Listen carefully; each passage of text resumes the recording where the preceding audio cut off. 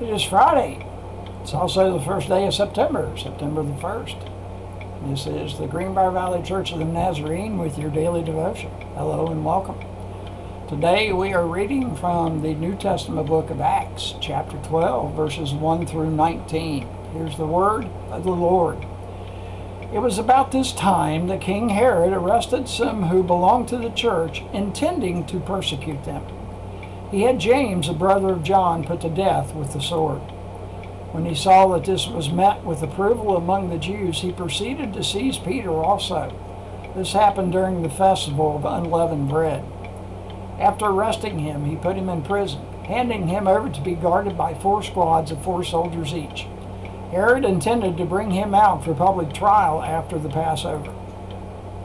So Peter was kept in prison, but the church was earnestly praying to God for him. The night before Herod was to bring him to trial, Peter was sleeping between 2 soldiers, bound with 2 chains, and sentries stood guard at the entrance. Suddenly, an angel of the Lord appeared, and a light shone in the cell. He struck Peter on the side and woke him up. "Quick, get up," he said, and the chains fell off Peter's wrists.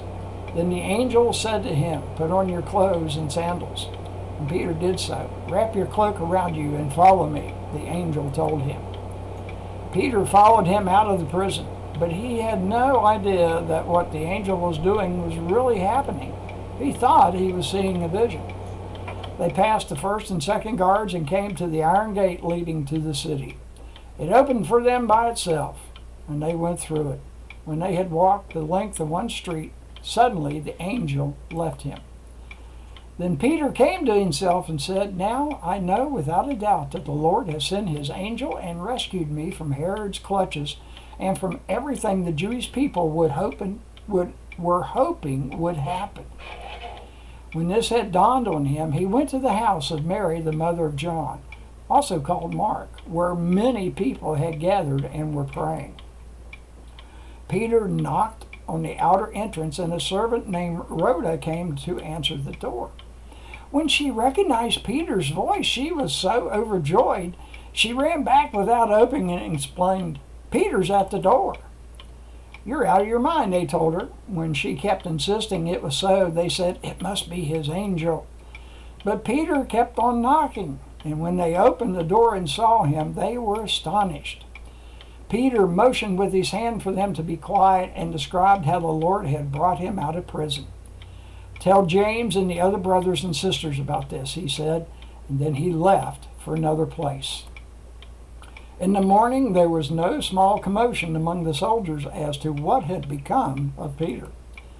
After Herod had a thorough search made for him and did not find him, he cross-examined the guards and ordered that they be executed.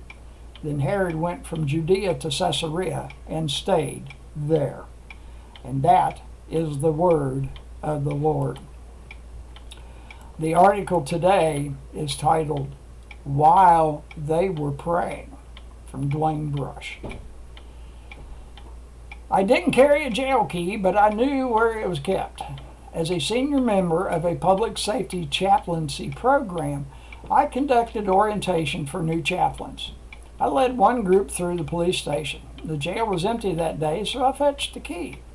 As I opened the door, a face peeked around the corner behind me.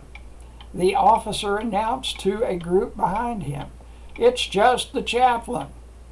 A silent alarm had warned the jail door was open. "Did you think I was breaking into an empty jail?" I asked. Herod Agrippa had executed James, the brother of John. Quick to please the crowd, he then had Peter arrested. He assigned 4 squads of 4 soldiers each to guard the apostle. 2 guards were chained to him, 1 on each arm. Peter seemed doomed, but the church was earnestly praying to God for him. God didn't need a key.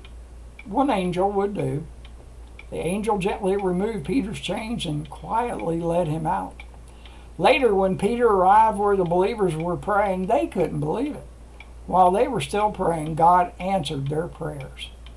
God is sure to respond when his people earnestly seek him. "And Can It Be" by Charles Wesley is the hymn.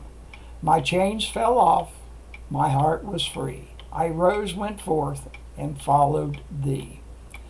And from the 146th Psalm, verse 7b and 8, the Lord sets prisoners free. The Lord gives sight to the blind.